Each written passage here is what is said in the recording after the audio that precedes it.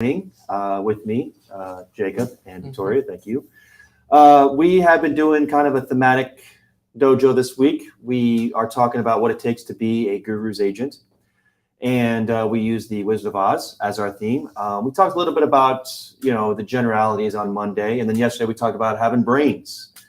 Well, today the Tin Man speaks. We're talking about having heart, about being a good agent.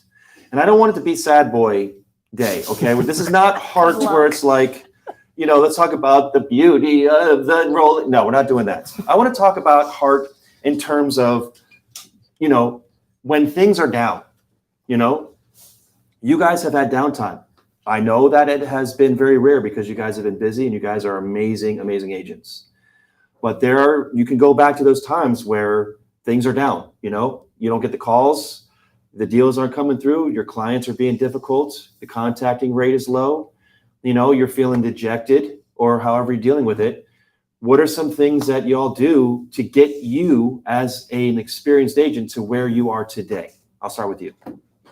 Well, that's actually I think the true test of a good agent is being able to keep a good attitude during the slow times, because it's easy to get in your feels and a woe is me attitude, and then have it affect the next calls you make or your effort.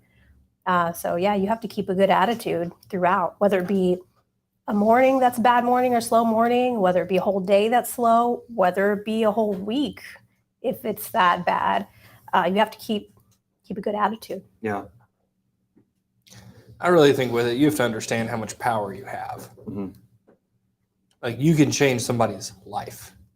Like, when we talk about having heart and doing it for a reason, those people that are referred to you that are T65 that are praying for the day and they're praying for the month for it to start because they have every ailment known to man. And they can finally get the coverage that they wanted. Don't have to pay $900 and then pay out of pockets and things like that because they know how supplemental plans work. You need to have one of those before you can actually truly appreciate it. Mm-hmm. So I remember when I first started, and I was like, yeah, sure. We've been talking G plans. Sure.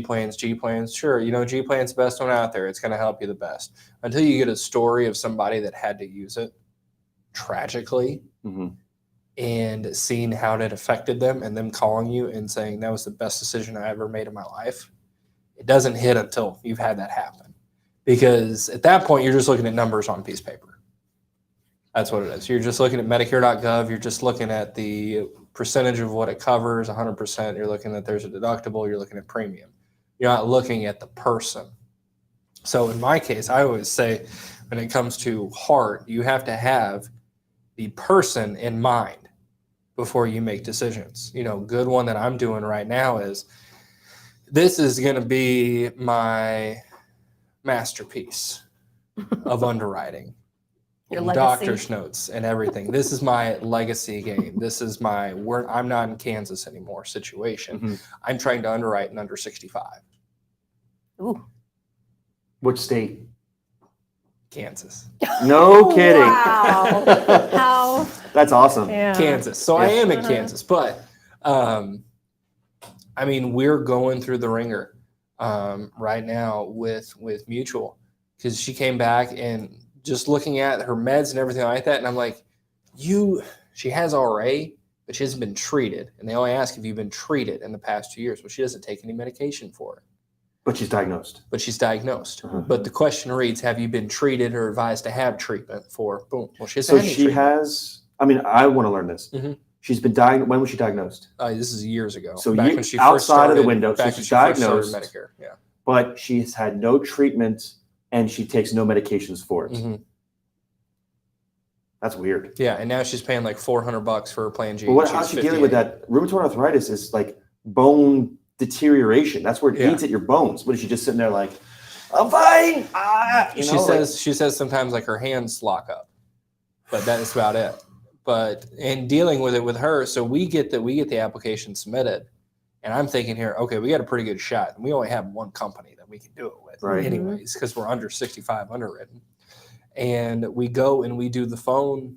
She does the phone interview, comes back, she gets declined, and I go, okay, why? So we call with her on the phone, and they go, well, it's something that you disclosed in the phone interview. So we go, okay. I go, what was it? And they go, it was that you had treatment for arthritis in the past 2 years. She goes, I've never said that. So we go on that whole spiel for like 30, 40 minutes. And I'm like, okay, look, we can do a few things here. We can get two years worth of doctor's notes. We can send it over, all of this stuff here. And I go, do some research. Tell me when you got like physical therapy last, and then we'll go from there. It's like, okay. So then she calls back. We're now in 3 weeks of this process here. She calls back. She says, actually got a letter, and they said it's my Milliman report was the reason I got declined. So now I had to call back, and I go, you're telling me different stories here with what's going on. All in the meantime here, I'm getting paid $0 for this. Right. I'm underwriting somebody who is 65. More than likely, you're going to get paid nothing. Okay. But I have a connection with this woman, and I want to help this woman. That's why I'm doing all of this here. That's why, especially with a lot of people that are bad health, whenever I talk to them and they go, oh, I don't think I'm going to qualify. And I go, no, you just haven't met an agent that wants to try hard enough. How many times have you used that line? Oh, multiple times. And I find a way to get them approved. It's something that when you talk about having the heart behind it, you have to actually want to help people. That's number one. If you actually want to help people, they can hear it. It's funny. I was telling Justice this real quick today, but I've had people call me back before when I leave voicemails, and they go, I could just hear it in your voice that you wanted to help me. Really? And so that's why I called you back and didn't call other people back. I could feel it in your voice that you actually had my best intentions in mind. That's hard. Yeah. And it'll come back to you tenfold. Yeah, it's like financial karma. I know you're not doing it for karma. You're just doing it because you have heart and you're a good person. And I don't think at your stage in your career, you're looking at finances or income at that point. You are doing it. You are depositing into the universe good things because you care about people and you have heart. And I think that is very hard to see when you're starting. You have so many things on your plate. You're worried about having to do this job well. You're worried about what the money's going to look like. You got bills, you got family, like all this stuff is just spinning plates. And that's, as a recruiter, that's what I'm trying to do is like, look, these plates are going to be spinning your whole life. Why are you getting into this business? And that's why I have my wins is that the people that are doing this, I'm able to get to that point where it's like, you're never going to make a change if you continually spin those plates. You have to come into this career because you want to help people. And all the people that, when I first start talking to them, and they're like, oh, money and, time, blah, blah, blah. And they don't say that they want to help people. Typically, they're not going to want to do it because they're just looking at the bottom line. And it's interesting to hear people talk about like, oh, yeah, this is a great career, but they don't really understand what they're saying. That you have to have heart in this job. We all have stories, about people that are needing our help. Because I'm telling people on the phone, and I'll turn to you for this question, but I'm telling people that, this isn't a job where you're helping people. This is a job where you're saving their life. This is not just like, oh yeah, I got you a car or I got you a television. I'm helping you get this. Like I'm getting you a situation to where you are able to make decisions where you will be able to stay alive. And a lot of people don't see that, but the people that do are the ones that stay around. So let me ask you this, with comparing to Jacob's stories, have you ever had a story where and I'll give an example here. I was talking to Andrew today and he's like, well, I have my dream team. When I get somebody on the phone, I have my dream team. So when I have somebody on the phone, if they are highly educated and they know about Medicare, I send them the GRIP. If they have a very muddied, difficult situation that has to be unraveled, I send it to Jacob. Thanks. If I have somebody that is irate and super angry, I send them to Victoria. Thanks. And it's like explains a lot. But it's funny that I'm getting bitter. That explains it. I mean, it's not that we all can't handle all three, but it's like we are all passionate about those types of situations. That you guys are both not just good at it, but you are an expert at handling those type of calls. Not because you have experience in doing it, but you have the heart to do it. So my question to you is just using that as an example, what is what is it that makes you able to temper these people that are super frustrated to get to have conversations with them and then eventually enroll them? Yeah. Well, to speak to my Talent, I guess. Yeah, I mean, because even people who are irate, they're irate for a reason, and you have to realize that they're human, which it's easy to just hang up on them or write them off because they're angry, but they're usually angry for a reason because they've come across too many people that just treated them like a sale or didn't, guided them incorrectly or just put them through the ringer or wasted a bunch of their time.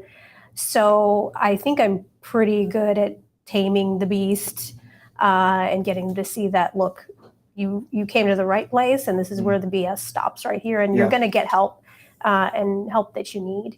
Mm-hmm. Yeah, one thing that I have listened to you, because I try and learn to do that, because I'm combative. So, No. I'm not afraid to tell you, hey, buddy. No, I would never say that. I've never said that 100 times. It's CTFO. But one thing that you don't say, which I'm very admiring of, is that you never apologize. You go in there and you're like, look, I get it. I understand exactly what you're going through because in my field, I get all calls like you and it's frustrating. I get it. And then what you said, like, I'm here to help you. I'm here to listen to what your problem is. Because I'm not the one that got you all riled up or all wound up like that, but I am here to put a stop to it. This is where the buck stops here. Yeah. Mm-hmm. Yeah. And how about you? How do you handle those, tangled messes with patience and tenacity at the same time? It's come over the years. Yeah. Now, I hate to say that I get bored underwriting healthy people. Right. But you get bored underwriting healthy people. Challenge is great. I always want the challenge. Now, I don't just want an influx of, I've got every ailment, please call me and write me a plan G. It's like, no. But really, the longer I do this, the more I become interested myself in finding and getting people approved. That is my one goal when I talk to these people, especially when they are in bad health, especially if they have certain health conditions here. It goes, look, everybody else gave up on you. It's like the abandoned puppy on the side of the road. Mm-hmm. Somebody kicked you out of your truck. Hop in my truck. We'll see. I'll see if I can fix you up. If not, I can get you to somebody who can. I can get you to somebody else. Because fortunately, Victoria, this can be a surprise. I don't know everything. I know. Can you mark that? Today. It's 12:13. We have an admission of but naivete. That's why I love the hard problems. Mm-hmm. It's only because I'm learning something here, but I want to do something that nobody else can, or do something that people are afraid to do. People don't want to underwrite somebody. Exactly. Yeah. You found hope. Right. You found heart. That's why I'm underwriting somebody who's under 65, because every other agent out there in the country would go, I'm not touching this until they're 65. Mm-hmm. When they're back in their open enrollment. It's not worth my time. It's not worth the knowledge. It's not worth the puzzle.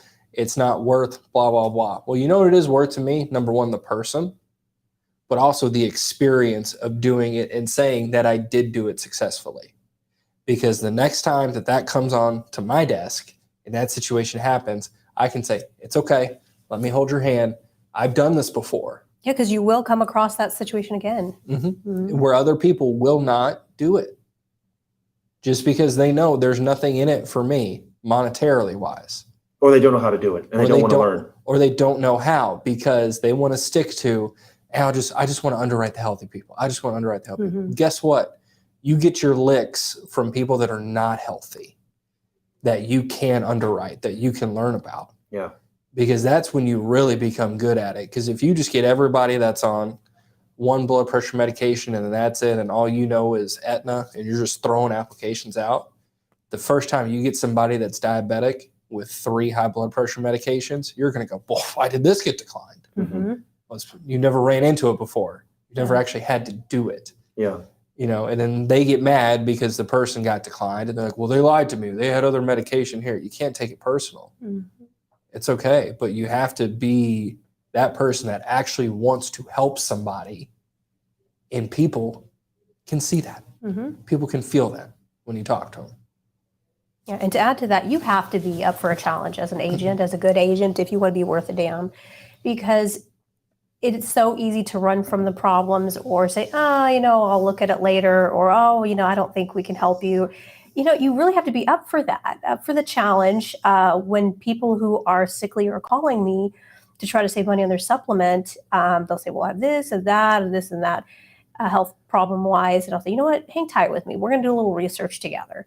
And they hear me clicking around and looking around and say, I'm going to look at this carrier and that carrier. And they just apologize. I'm so sorry. I said, no. I love a personal challenge. This is how I look at it. It's a personal challenge and I love a challenge. Yeah. So you just stick with me and I'll stick with you and we're going to figure this out together. And they're just so happy because that they've not ever come across somebody who would say those words to them, right? Yeah. They're treated like a bother. So you have to be up for it. You can't shy away from it. You can't brush them off. You've got to be up for it. Because I would say a good chunk of my deals over my career have been simply from meeting a challenge head on that nobody else was willing to meet. You know what I like to do in that situation too is, and when you get a particular one, you're like, okay, this is going to take some research here. So we're going to be on the phone for a while. And they go, oh, you can just call me back. And I go, absolutely not. Right. Go, I've got you on the phone here. It's okay. I'm just going to talk to myself a lot and talk myself through it. That's how my mind works. But no, you are not getting off the phone. We are hanging in this together. And I've called before, which, by the way, underwriters hate it, but I love it, is I will call an underwriter with the client on the line. Do not mute them. Have them talk and explain their side, because if they say, well, like I have one that I'm working on right now where a lady's taken, 4 hydrocodone a day because she had an instance where she had knee surgery about 10, 11 years ago. And I got to figure out where to put her and who's going to work with it because it's never changed. And I'll call underwriters and I'll be like, hey, I'm dealing with this client here and they, she's taking these 4 pain pills and it's, religiously here. She hasn't had any other treatments, any injections, everything like that. And they go, okay, well, why? And I go, well, she had a knee procedure and it didn't take well. She had some damage. She goes, okay, well, what did they call the damage? And then the lady chimes in and she's like, do you have the person on the phone with me? And I'm like, yeah, because I know you're going to ask these questions. Right. And guess what? If I hang up with them and call you, I have to call them back. And then I have to call you back and get the answer. So let me just get everybody together here. Let's talk underwriting, folks. Right. Yep. And some of them hate it. Yeah. Absolutely hate it. I've had, You know why? I've had Medico hang up on me. Yeah. Really? Because they go, you're not supposed to call us with the client. And I go, they're going to be the applicant. It's a general question. And you have more specific questions that I might not be able to answer that they can. I'm just trying to find That is a ballsy move in a good way because each underwriting situation seems to be very individualized.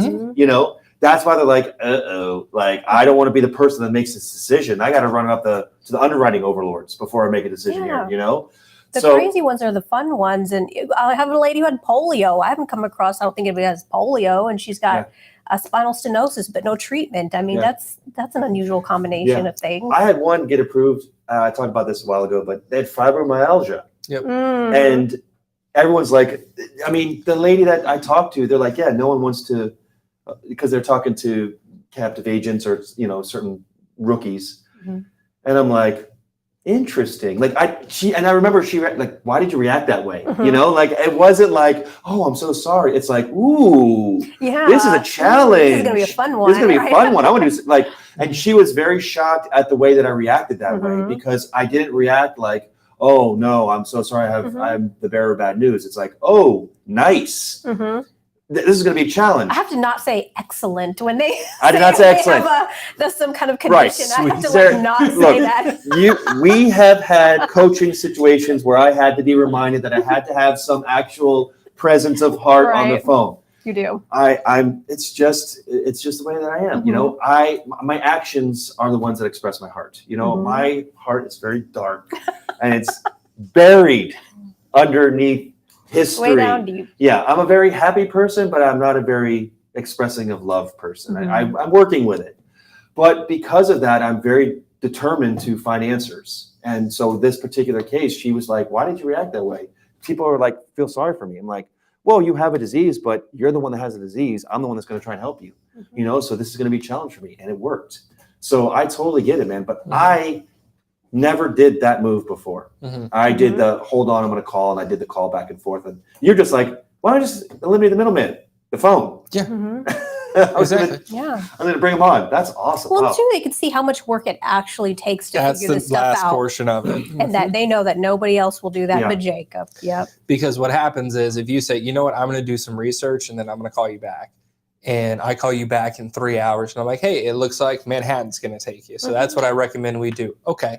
You don't know if I just called Manhattan. Right. You don't know if I called 15 companies. You don't know if I waited on hold for 15 You minutes. don't know if you called anybody. Yeah. She doesn't know. Yeah. They have no idea. They're Yeah. like, maybe And it he builds just maybe credibility. he just took a break. Right. Right. Exactly. Right.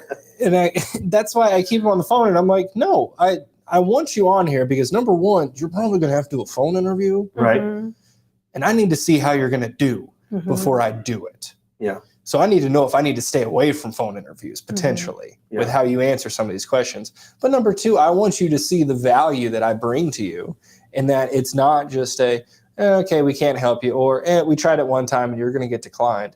It goes, no, I've got a line that I say that people have ripped me off for years saying, when it comes to underwriting really sketchy stuff, I say, I don't throw spaghetti at the wall just to see which noodles stick. Mhm. Right. We're not sending out 7, 8 applications, all for them to come back to client and your mailbox gets flooded. No, we're going to do one application.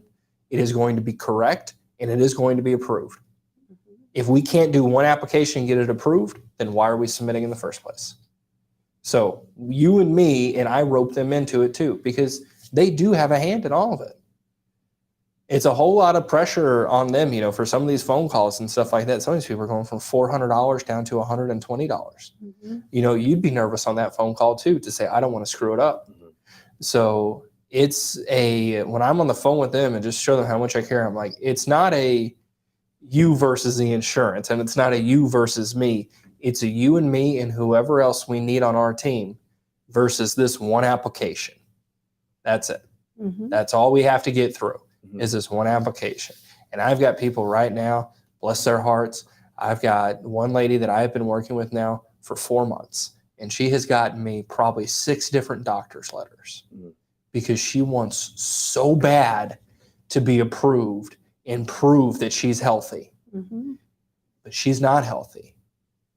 But she wants it so bad to have the peace of mind saying that, you know what, I am healthy enough to pass underwriting. Do you think there's a chance? And bless her heart, there is a chance. It's just we haven't got quite the right letters yet. Mhm. We've gotten letters throughout, and every letter, first when I look at them, I'm like, this is amazing. But then I'm like, here's the error in it. And then I'll call the doctor, and I'll be like, look, this is exactly what we need. I need you to send it to me. And they'll send it to me, but they'll omit something. Mhm. And so it's just this whole process. But guess what? Both of us, we're not giving up Good. because I know how much that means to her, not to save money, not to get a new policy, none of that. She just wants to feel healthy again. Mhm. She wants to feel accepted. And that is her driving factor. And that's my driving factor for helping her too. Is I want to give her that satisfaction of saying, look, we've got quite a few things. We've got some RA, we've got some COPD, we've got a few other things here too. We're not, your sheet is long here for the Sweet. doctor. Yeah. But there is a sliver that we can get this done. We just have to have the dominoes fall into place and get the right letters at the right time. And she wants it Do you as feel bad that as it I could be do. done? Oh yeah, it will be done. It will be? Okay. We just got to get the right Documentation. letters and Yeah. follow-ups and stuff like that. That's good. Yeah, no other agent that lady would have come across, whatever, they would have given up by now or not even been up for that challenge to begin Mhm. with. So Yeah, I that's- think she knows that. That's how I phrased it with her. And I was like, look, it's you and me versus Cigna. Yeah. Mhm. That's what it is here. And I know I'm right. You know you're right. We just got to make them see that both of us two together are correct. Yeah. Mhm. All right, last question before we get out of here. Do you feel like, you don't have to say names, but do you feel like agents that we're working with now have potential to be where we're at? Yeah, some of them do. Mhm. Some of them do. Some of them, it's going to take some time to get them to that confidence level. There's others that don't because they're not willing to take that extra effort. They're not willing, or they don't understand what the steps Sometimes look it's a like? combination. I mean, they see it. We put it in action every day. Mhm. and we talk about it. Jacob especially talks about his wins that he has, all the stuff that he goes through, so they see it. You can't lead a horse to water situation. Right. What do you think? I think there might be a few, but I think there's a lot of people that get shell-shocked at how much you have to know, but when they compare themselves to people like us. And that's where people get stuck at. You can't just pick up a basketball and say, well, I'm not quite the mid-range shooter as Larry Bird. I must suck at this. I'm done. It's like, no. Larry Bird's been doing this. He's been doing this his whole life. Right. Yeah. That's why he can just turn around, hit threes, game winners, eyes closed here. Okay. So a lot of people, you have to put it in perspective that, look, there is a lot of knowledge that goes into this. But at the same time, I want you to focus more on your groundwork before we start talking about advanced underwriting techniques and doctor's notes and appeals and things like that. If you can't start a conversation with somebody and keep them interested, or if you say, I made $200, okay, well, how many people picked up? Well, I had 5 pick up, but they hung up on me. If that doesn't click in your head that my intro sucks, if you don't have that realization, then you're not going to go far in really anything in your life. You're gonna jump job to job. You're going to be stuck in the same wheel that you're talking to these people that are in. Well, I got bills now that I got to pay. Everybody has bills they have to pay now. Yeah. Nobody's living for free here. I'll exclude a Brad Jenkins rant and a Frank Bryant rant about that.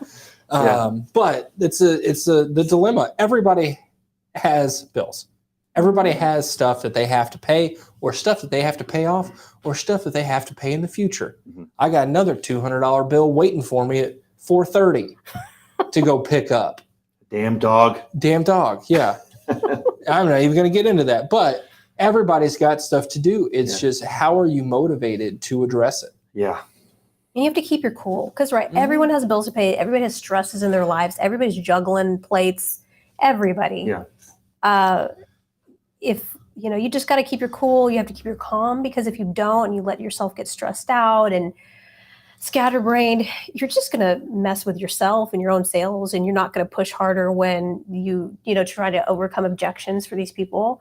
And you have to be able to push, because you have to know that your heart is in the right place. And when someone says, no, I have it taken care of, or no, I don't really want to talk to you about this stuff, you have to know in your heart that pushing for them to speak to you is in their best interest. Because guess what? If they get off the phone with you, guess who's going to push real hard on the next call? Somebody who's trying to make that money, who has bills to pay, but doesn't have their heart in the right place. Yeah. So you have to push out of love for them.